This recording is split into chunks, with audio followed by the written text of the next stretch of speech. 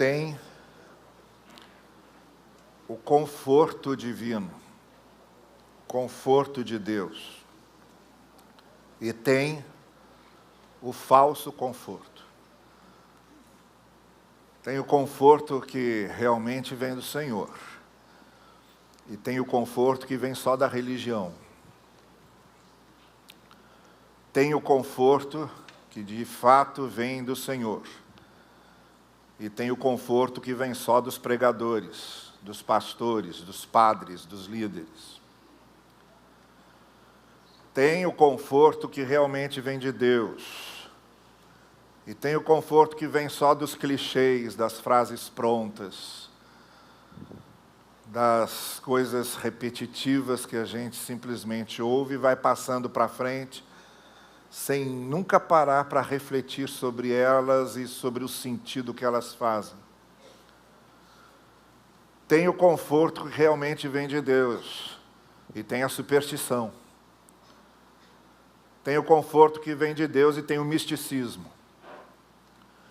Tem o conforto que vem de Deus e tem o esoterismo. Tem o conforto que vem de Deus e vem das espiritualizações excessivas que a gente fica fazendo sobre tudo.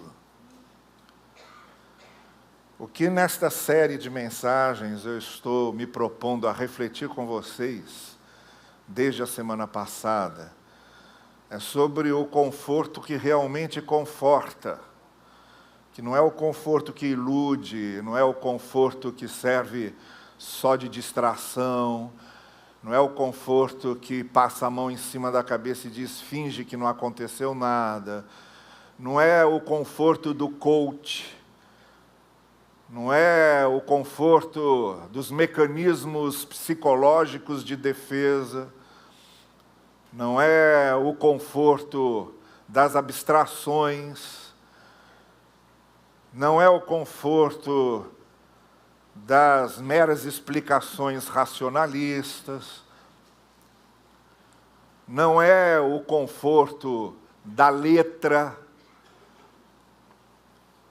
a letra só e pura, é só letra pura e só.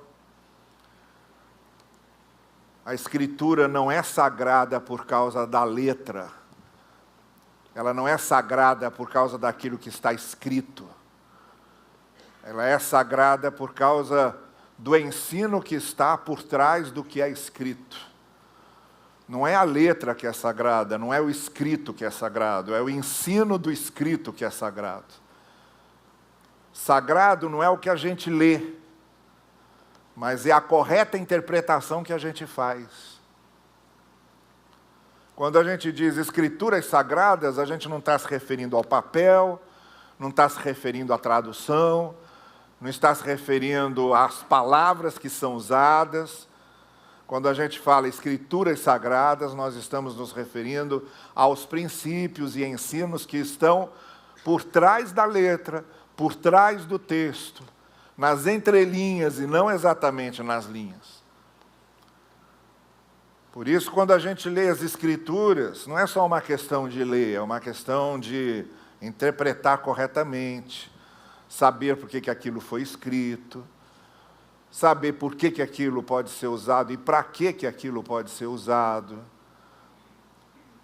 E é esse tipo de coisa que nós estamos fazendo aqui agora, ao longo desses domingos. No domingo passado eu já usei as duas primeiras mensagens, tanto da manhã quanto da noite, para fixar a ideia do falso conforto, daquilo que é meramente uma ilusão de conforto, mas que na verdade não conforta nada. E eu queria avançar agora um pouco mais nisso, falando da narrativa de conforto pela qual passou o profeta Elias no Monte Horebe, para onde ele se refugiou. E eu quero fazer a leitura aqui de um trecho dessa narrativa. Ela é bem extensa, ela ocupa todo o capítulo 19, com seus quase mais de 20 versículos. Mas o que nos interessa é um miolo dessa narrativa, que eu acho que fica muito bem resumido entre os versos 11 e 13. Quando diz assim: o Senhor lhe disse,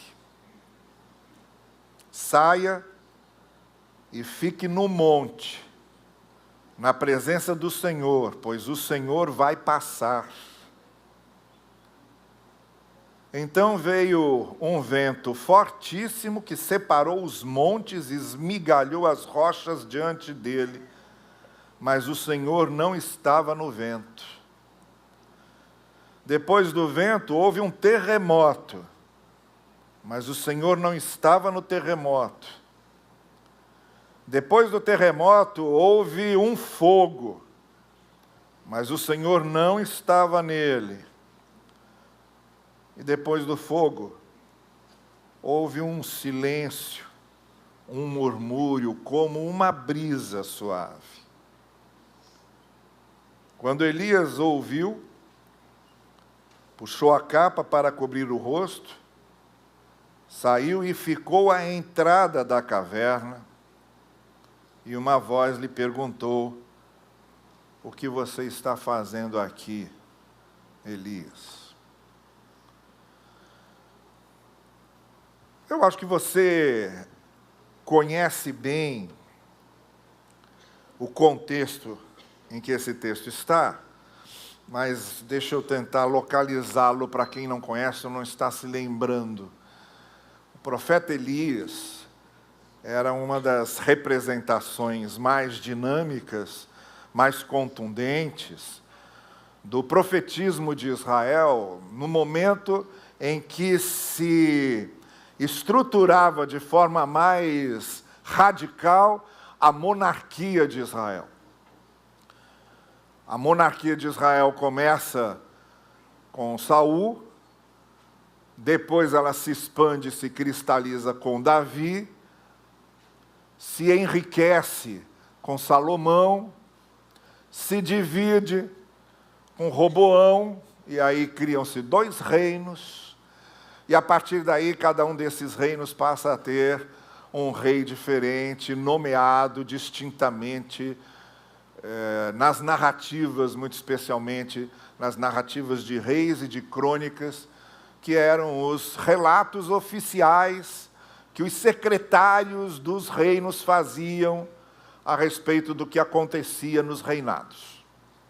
E aí esses relatos oficiais foram todos eles somados, juntados e formam o que nós chamamos hoje de livros de reis e de crônicas. Um dos combates de Elias foi contra a progressiva e expansiva instalação do culto a Baal, muito especialmente no Reino do Norte. Os hebreus vinham de uma religião muito politeísta, que eram as religiões egípcias, vieram com aquela cultura politeísta, chegam numa terra politeísta, que era Canaã, com todos aqueles povos, com seus diversos reis, com seus diversos deuses. A cultura do mundo era muito politeísta, muito diversificada nesse sentido. E à medida em que o conceito de monoteísmo, de um Deus único, foi se expandindo entre os hebreus e se radicalizando de forma mais expressa, na jornada e na caminhada da formação do povo hebreu, já na Cananéia, em Canaã, já na terra cananeia, com a criação desses reinos, Israel e Judá, a ideia do monoteísmo se fortalece, mas nunca consegue abandonar totalmente a cultura politeísta. Então, de certa forma, os habitantes do reino de Israel e os habitantes do reino de Judá tinham ondas de monoteísmo e de politeísmo. Havia momentos em que a ideia monoteísta de um Deus único, que os hebreus chamavam de Yahvé, ficava muito forte na cabeça deles.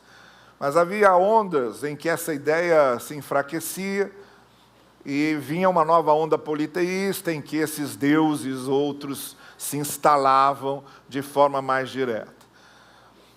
O que a gente lê dessas narrativas é que, dependendo do rei, havia uma ênfase maior no monoteísmo de Yahvé ou havia uma ênfase maior no politeísmo. O rei é que normalmente expandia a cultura do seu pensamento religioso. Nesse tempo de Elias, por exemplo, havia uma cultura politeísta muito grande e especialmente um culto a Baal, um dos deuses mais populares e que era muito alimentado e cultivado pela coroa, pelo palácio, pela monarquia de Israel. E Elias se levanta contra o culto a Baal, de certa forma, de maneira muito marcante.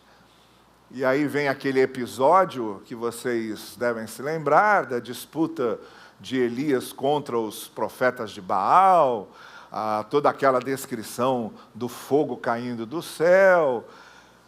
E depois disso, então, acontece esse episódio que nós temos aqui.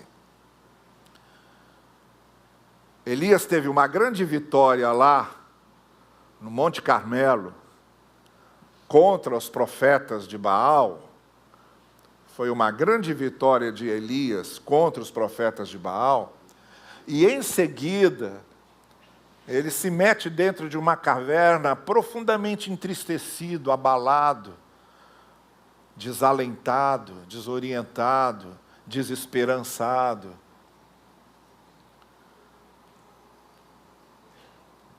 Sorumbático, taciturno. Entendeu? Macambúzio. E o que você quiser chamar. O que me chama a atenção, na ordem desses acontecimentos, é que esse sentimento de abandono, de frustração de Elias, veio logo depois de uma grande vitória. Era para ele sair de lá muito expansivo, muito festivo, soltando rojões multicoloridos e festejando a grande vitória que ele tinha tido. Realmente, o nosso Deus mostrou o seu poder, nosso Deus mostrou a sua glória, mas se dá o inverso disso, ele sai cansado, sugado emocionalmente, desalentado, extremamente decepcionado com todo aquele contexto com o qual ele teve que interagir, com o qual ele teve que lidar. E aí a gente vê um homem que depois de uma grande vitória na vida, de uma grande vitória na carreira, de uma grande vitória na profissão, de uma grande vitória na sua história, profundamente abatido e dentro de uma caverna, não querendo mais ver ninguém, não querendo estar com ninguém, dando asas à sua tristeza, à sua melancolia, ao seu sentimento de solidão, e metido ali, dentro daquela caverna. Está aqui o típico homem, que se tinha alguém ali que estava precisando do conforto de Deus, está aqui o típico homem que precisava do conforto de Deus. E está aqui o típico homem que ia ouvir um monte de bobagens, se um punhado de gente tivesse ido falar com ele antes de Deus chegar lá. Porque a maneira como Deus confortou Elias, podem ter certeza, vai na contramão de tudo que a gente entende de conforto. Tudo que você pode entender de conforto, como confortar uma pessoa, palavras de conforto, palavras de consolação, Deus não usou nada disso ali. Talvez se fosse um de nós, teríamos chegado lá com nossos discursinhos prontos, nosso discursinho religioso muito bem montado, aquele conjunto de versículos que a gente gosta de citar, como se aquilo tivesse um poder mágico de agir na vida das pessoas por si mesmo.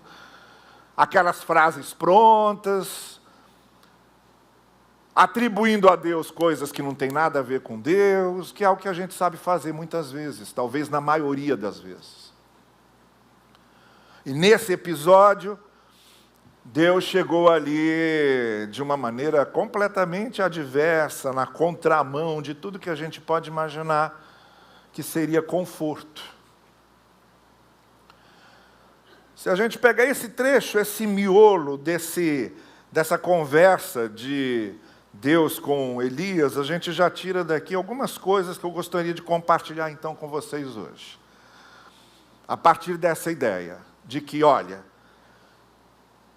nós somos seres humanos perfeitamente abatíveis.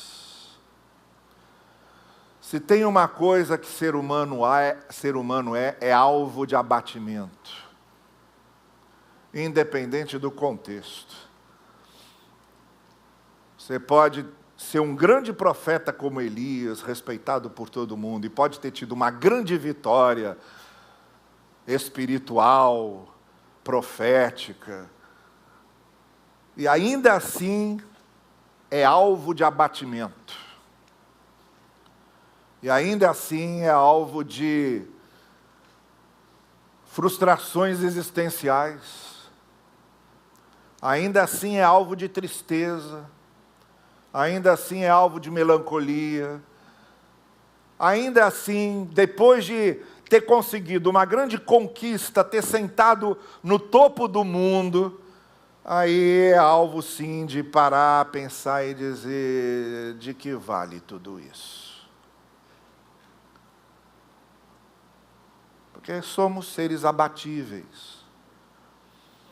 Por mais que nós nos sintamos fortes, e por mais que às vezes permaneçamos fortes, há situações na vida que vêm e nos abatem de forma inapelável.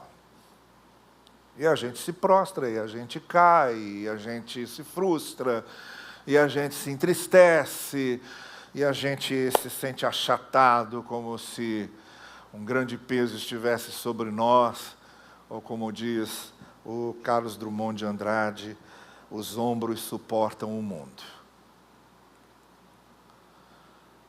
Foi o que aconteceu com Elias, e pode acontecer com qualquer um de nós. Aliás, se aconteceu com Elias, então pode acontecer mesmo com qualquer um de nós. Quando a gente pensa que na experiência da transfiguração junto aos discípulos, quem apareceu do lado de Jesus foi Moisés e foi Elias. E quando você pensa que aquele Elias que aparece transfigurado ao lado de Jesus, tendo sobre si, refletindo em si toda a glória de Cristo, e imagina que é esse Elias que está aqui dentro da caverna. É esse Elias que está aqui abatido.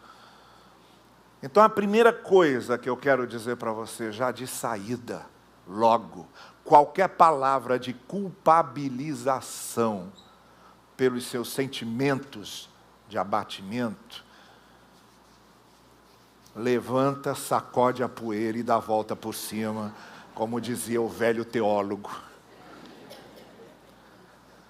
Não aceite isso, não se submeta a esse tipo de palavra. Se além de você estar se sentindo triste, desolado, para baixo, vier uma santa criatura de Deus ainda querer colocar culpa sobre você, eu te autorizo a dizer: vá de retro. Pode dizer, vá de retro. Se além de tudo que você está passando, ainda vem alguém querendo que você se sinta culpado por aquilo que você está sentindo, pode ter certeza, essa pessoa vem de qualquer lugar, vem de rodear a terra, mas não vem de Deus. Então é a primeira coisa que eu digo logo, de cara para você. Não se sinta culpado pelos abatimentos na vida que você tem, porque nós somos seres abatíveis. Essa é a primeira coisa. E a partir daí, a gente começa a entender os mecanismos do conforto de Deus, que, como eu disse para vocês, foge muito foge demais dos nossos mecanismos de conforto. A primeira coisa que Deus chega e diz para Elias, logo de saída, é para ele: olha, sinto muito, mas não é virando um monge que você vai ver a minha presença, porque eu não me revelo a monges dentro de mosteiros. A minha presença não está no seu mosteirinho particular. A minha presença não está no templinho que você cria para você. Então sai desse templinho, sai desse mosteirinho particular, sai desse jardinzinho do Éden que você criou para você mesmo e se exponha, vem para fora. A minha presença se dá na vida. A minha presença se dá você exposto, é você vivendo. Não é dentro de uma caverna, dentro de um mosteiro, dentro de um jardim, dentro de um templo. A minha presença se revela na vida, Elias. Venha e se exponha. Vamos para a luta. Vamos para a jornada, vamos para o caminho. Você tem muito pouco a aprender dentro da caverna, dentro do mosteiro, dentro do templinho que você criou para você. Você vai aprender mesmo na caminhada, vai aprender na andança, vai aprender nos tropeços, você vai aprender na vida. E ele diz: fica na minha presença, mas olha, não dentro da caverna, porque eu não me revelo dentro da caverna. Minha revelação é outra. A minha revelação é no dia a dia, é nas lutas. A minha revelação é justamente nesses momentos difíceis, nesses momentos de vitória e nos momentos que a gente não entende nada e sai confuso, perplexo. A minha vitória, a minha presença vai se sentindo na caminhada. Em vez de você se recolher, se exponha. Venha viver. Continue andando, continue na estrada. Vamos lá, porque é no processo. O poeta espanhol Antônio Machado diz: caminhantes, não há caminho, é ao andar que fazemos o caminho. Não tem um roteiro pronto, não tem um mapa pronto. É a gente andando que a gente vai descobrindo os roteiros. É a gente andando e vivendo que a gente vai descobrindo o que dá certo e o que não dá certo. É a gente andando que a gente vai criando resistência, vai criando calo. É a gente andando que a gente se torna forte. É ao andar que fazemos o caminho. E Deus, muito claro a Elias, dizendo: fica na minha presença, sai para fora. Fica no monte, exposto, diante da vida, diante do sol, diante do ar, diante da natureza, diante dos horizontes, e não metido na caverna. Fica na minha presença, que não é o mosteirinho que você criou para você. Então o conforto de Deus já começa indo nessa contramão. Dos nossos recolhimentos espiritualizados, das catedraizinhas que a gente faz, achando que lá dentro é que a gente vai encontrar as grandes coisas, do mundinho fechado que a gente cria para a gente, da caverninha que a gente monta, quando na verdade nós somos chamados por Deus para ir à vida, ir para o caminho. A presença dele se vê no processo da caminhada.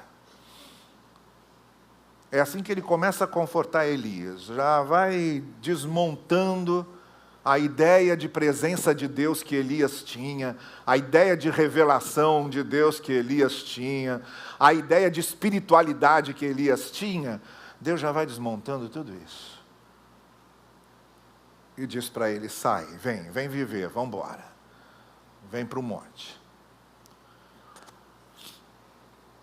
Aí acontece algo muito mais significativo ainda. Que é quando a gente vê que Deus começa a nos confortar, nos mostrando claramente, não que Ele tenha a ver com aquilo, mas que Ele não tem a ver com aquilo.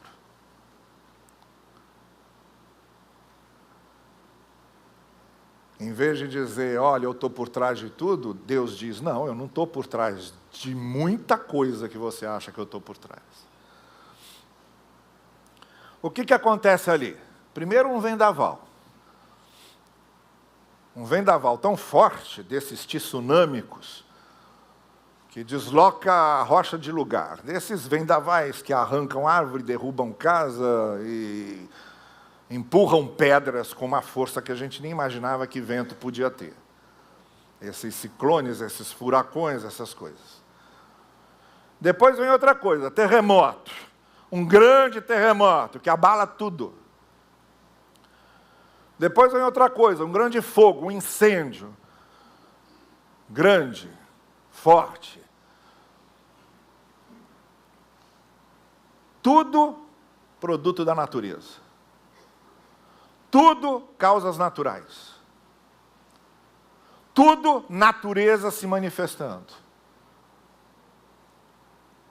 E o relato a Elias dizendo, e Deus não estava lá. Deus não estava nem no vendaval, Deus não estava no terremoto, Deus não estava no fogo, porque eram simplesmente manifestações da natureza. É o ciclo da natureza se manifestando. O conforto de Deus não se manifesta quando a gente vê um terremoto e quer perguntar por que Deus permitiu isso. Como por que Deus permitiu isso? Isso é um terremoto. Duas placas tectônicas que se movem. Agora, se tem uma cidade em cima, a natureza é amoral, a natureza não planeja nada, simplesmente acontece. Não tem como você buscar conforto divino tentando responder a pergunta, por que Deus permitiu que essas enchentes acontecessem no sul? Como Deus permitiu? O que Deus tem a ver com isso? Um efeito natural?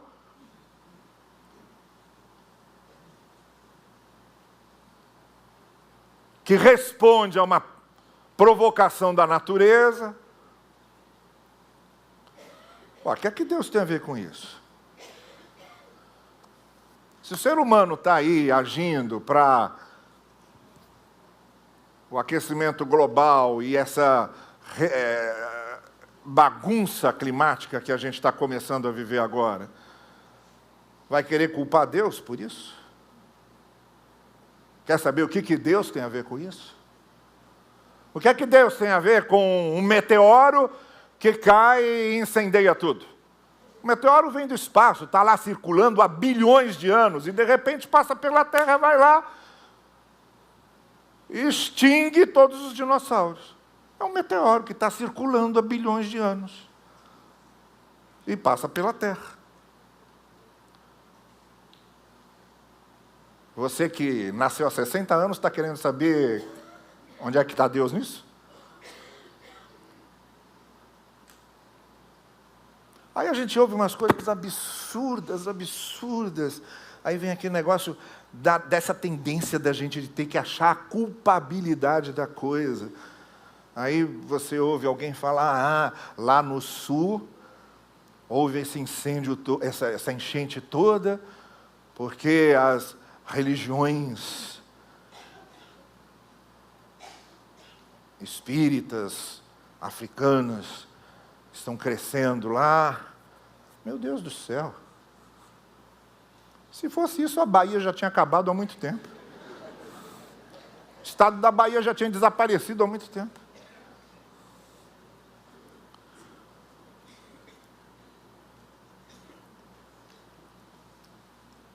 Deus não está nem no terremoto, Deus não tem por que buscar conforto divino nessa resposta. O que Deus tem a ver com isso? Deus não tem nada a ver com isso. Agora, Deus tem a ver, sim, com a inteligência do ser humano, com o fato de nós termos agora uma equipe em cima de um projeto para tentar reconfigurar as cidades, de maneira que uma cidade não seja mais feita perto de rio, não seja mais em cima de vazante, não seja mais ao pé de vulcão. Porque a gente entende que a natureza é amoral. A natureza não está vigiando quem está aqui para eu soltar lava, quem está aqui para eu passar com um tsunami. Deus não tem nada a ver com isso, são fenômenos naturais. E nós, porque habitamos no entorno dos fenômenos naturais, ou em cima deles, a gente sofre as consequências. Mas querer buscar conforto divino, perguntando por que Deus permitiu isso, não tem. Pode até no início confortar alguma coisa, foi da vontade de Deus, Deus quis, mas quando você começa a pensar e raciocinar um pouquinho, você diz, não faz sentido. Não faz sentido. Então Elias estava precisando de conforto, mas uma coisa Elias aprendeu ali. Há coisas que acontecem sem na vida e não tem nada a ver com Deus. Não adianta buscar o sentido daquilo, querendo saber por que Deus permitiu. Como? Por que Deus permitiu? Pergunta mais sem sentido é essa. Como se Deus estivesse controlando as leis naturais que já existem e estão aí, que foi Ele mesmo que criou e elas estão aí.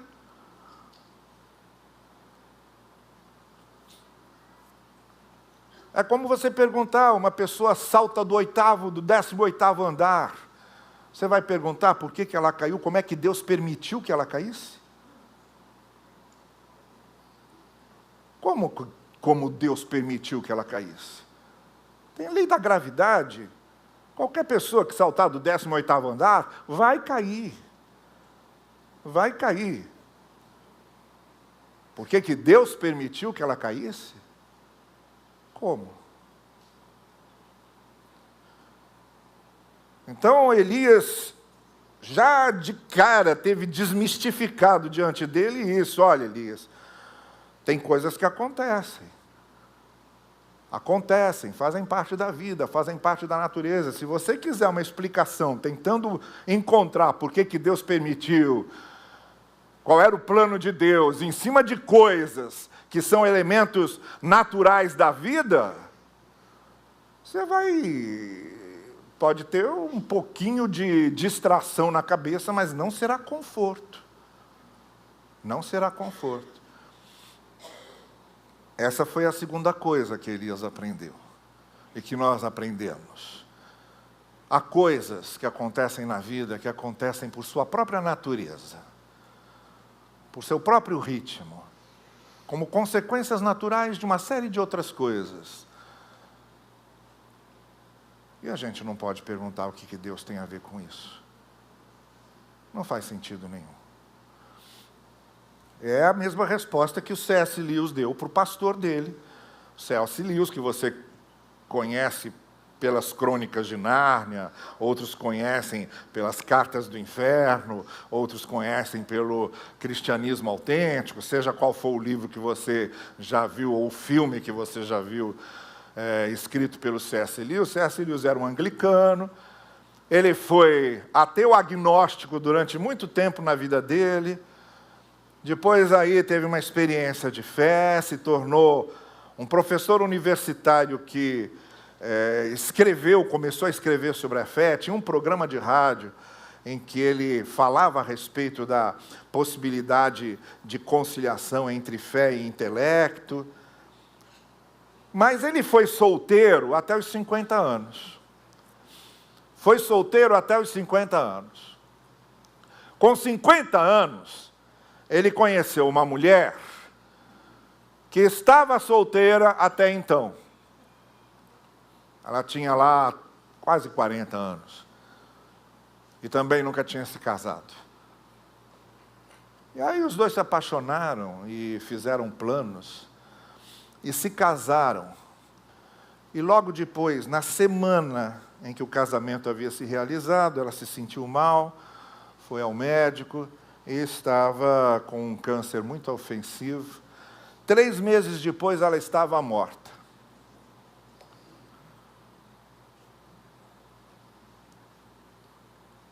E aí, obviamente, C.S. Lewis arrasado, abatido. 50 anos para encontrar uma pessoa. Encontra a pessoa e o casamento não dura 3 meses e é arrasado por uma tragédia dessa. Claro que ele estava abatido. E aí chegou o pastor da igreja dele, obviamente querendo confortá-lo. E aí o próprio C.S. Lewis contando que ele chega perto dele e diz assim: posso falar um pouco com você? Ele respondeu: claro que pode, só não me diga que Deus planejou tudo isso. Só não me diga que isso foi um plano de Deus.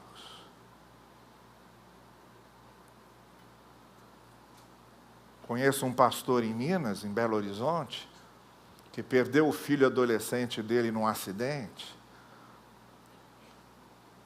E logo recebeu o telefonema de um pastor colega, que no intuito de confortá-lo, disse para ele, começou a dizer: olha, a gente tem que entender os propósitos de Deus. Aí ele logo interrompeu a conversa e disse: olha, não me diga mais nada. Por favor, não aprofunde a minha crise. Porque eu não posso acreditar que o Deus de toda a graça e de todo o amor tenha planejado como propósito tirar o meu filho do jeito que ele tirou. Ou que meu filho morresse do jeito que ele morreu.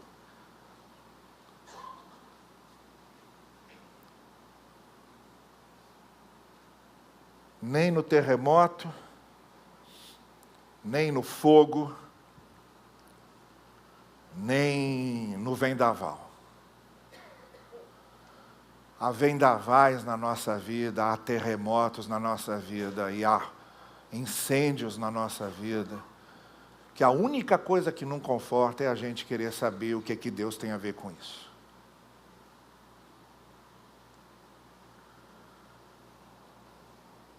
E por fim, vem uma terceira e última coisa, que é a pergunta que Deus faz a Elias, e que aí sim, ele vai quase que completando esse processo de conforto. Ele começa esse processo de conforto dizendo para Elias: Elias, não adianta ficar metido numa caverna, num templo, num mosteiro, num jardim. Sai disso aí, querido, vamos para a vida. Vamos continuar vivendo, porque é na vida que a gente aprende a viver. Exponha-se, vá para o sol, vá para o dia. Depois Deus continua esse processo de conforto de Elias, dizendo: olha, Elias, acontecem certas coisas que são naturais da vida, como terremoto, como vendavais. São mecanismos da natureza que são amorais. Não adianta a gente querer encontrar respostas de sentido e de significado nisso. E muito especialmente, é tremendamente prejudicial querer responder o que Deus tem a ver com isso. E aí ele completa o seu esquema de conforto, depois de mostrar para Elias que diante do abatimento a gente tem que continuar vivendo, que diante do abatimento não adianta querer encontrar responsabilidades divinas. E enfim, ele mostra para Elias que, diante do abatimento, é uma excelente oportunidade de descobrirmos melhor quem somos, como reagimos àquilo, onde é que estamos na vida, que é exatamente o que Deus pergunta a Elias. Elias, o que é que você está fazendo aqui? Quase que uma repetição da primeira pergunta feita por Deus no Gênesis, no Jardim do Éden, quando procurando pelo homem, vê que o homem está escondido, ele pergunta a Adão: onde estás?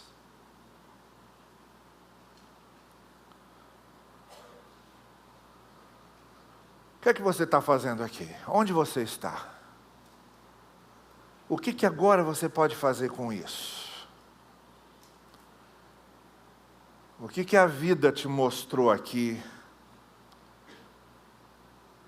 O que você aprendeu mais sobre você aqui? Que posição nova você pode assumir diante de tudo isso que aconteceu? Nunca é um conforto em que Deus nos deixa de lado e fica agindo sozinho. Não, é um conforto em que Deus nos chama e diz: vamos refletir, vamos pensar, vamos analisar. Está aí uma excelente oportunidade para você descobrir o que você fez da sua vida até agora, o que pode mudar. Está aí uma excelente oportunidade de você descobrir qual é a sua verdadeira força interior, quem você é realmente diante dessa situação, o que você de fato acredita, o que é que você está disposto a fazer. Elias, esses são os momentos em que a gente se descobre. Esses são os momentos em que a gente se vê no espelho. Esses são os momentos de descobrirmos quem realmente somos, sem as distrações, sem os entretenimentos, sem as festividades. Não, nós, nus e crus, nós, nesse momento de abatimento, quem somos, o que realmente cremos, o que vamos fazer agora. Elias, o que é que você está fazendo aqui? Que lugar você está ocupando? O que é que você pretende fazer da sua vida agora? O conforto divino, ele nos redireciona. Ele faz com que nós redescubramos uma série de coisas. Ele move nosso interior para que a gente se retrabalhe por dentro. Então, entende como é bobagem completa ficar querendo entender por que Deus deixou, por que Deus permitiu. Em vez de ficar fazendo esse tipo de pergunta, olhar para si mesmo e perguntar: o que eu faço agora? O que sobrou para eu reconstruir? Como eu continuo essa caminhada? O que é que agora vai somar a minha capacidade de resistência, de força, de fortalecimento? O que aqui vai me fazer mais humano? Mais capaz de empatizar com as dores do outro, de interagir mais com as dores alheias, de ter maior sensibilidade para coisas para as quais eu era completamente insensível. Elias, o que estás fazendo aqui? O que vamos fazer agora? Que rumo a gente vai dar agora à sua caminhada? E deixa eu terminar fazendo só as últimas duas observações. Sem querer me prolongar, pregador é assim, finalmente, mas não imediatamente. Então, duas observações finais. Com certeza, o conforto divino não tem lugar para a autopiedade. Elias até tentou. Dizendo: poxa, eu estou sozinho nisso, só eu defendendo Yahvé, só eu defendendo as coisas certas, só eu defendendo o que precisa ser defendido. E agora, muito desse abatimento, dessa melancolia e dessa tristeza de Elias vinha justamente desse fardo que ele colocou sobre ele mesmo. Só eu, numa autopiedade, dizendo: coitado de mim, pobre de mim, coitadinho de mim, a vítima do universo. E aí Deus responde para ele: Elias, para com essa infantilidade, você não sabe, mas tem pelo menos 7.000 ainda, que como você estão defendendo as coisas certas. Tem 7.000, você não está sozinho, não se autopiede. Sei lá se existe isso. Não se automartirize. Não se autoculpabilize. É que você não sabe, mas também não tem que saber tudo. Quem é que sabe tudo? É que você não sabe. Você não está sozinho, querido. Quer imaginar que você é o único que sofre na vida? Você quer imaginar que você é o único que tem problemas? Você quer imaginar que você é o único que se frustrou? Você é o único que passou por essa provação? Você quer imaginar que depois desses séculos todos da existência humana, você é o único que está vivendo isso? Para com isso. É que você não sabe, mas não está sozinho não, vamos seguir. Você não foi o último, e também não é o primeiro que passa por esse tipo de problema. Você não é a vítima do universo. O universo não resolveu conspirar contra você. Aliás, o universo nem sabe que você existe. Vamos continuar. Então, autopiedade é uma coisa que absolutamente não faz parte do conforto divino. Quem quer sofrer de autopiedade, de autovitimização, não tem como Deus participar disso. Não é esse o caminho do conforto de Deus. A segunda coisa é quando a gente tem um sentimento de autopromoção, que é o contrário. Eu não tenho autopiedade, mas eu tenho uma autopromoção doida. E acho que eu sou o centro do universo. As coisas acontecem por mim. Graças a mim. E está tudo girando ao meu redor. É igual o galo, que achava que o sol nascia porque ele cantava. Passou a vida acreditando nisso. Um dia dormiu demais. Quando acordou, estava lá o sol já a pino, entrou em depressão.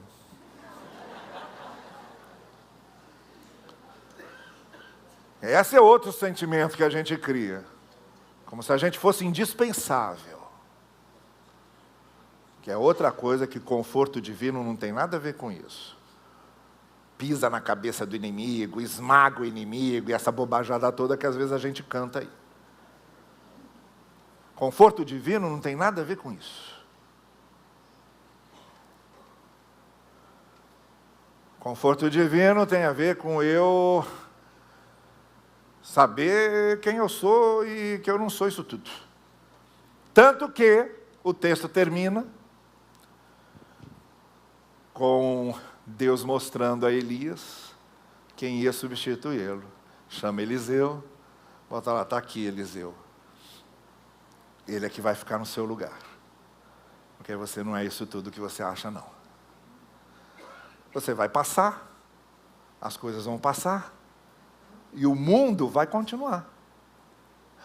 Você sabe por que eu acho que às vezes esses crentes ficam falando Cristo vai já voltar amanhã, já está voltando, e agora? Porque ninguém admite, no nosso orgulho, a gente não admite que o mundo possa continuar existindo sem a gente. Se eu vou morrer, tem que Cristo voltar logo e acabar com essa bagunça toda logo. Porque se eu morrer, o universo tem que acabar comigo. Se eu não vou existir mais, o universo não pode existir mais. Se eu não vou existir mais, o mundo não pode existir. Não pode ter uma outra civilização que nem se lembre dessa. Não.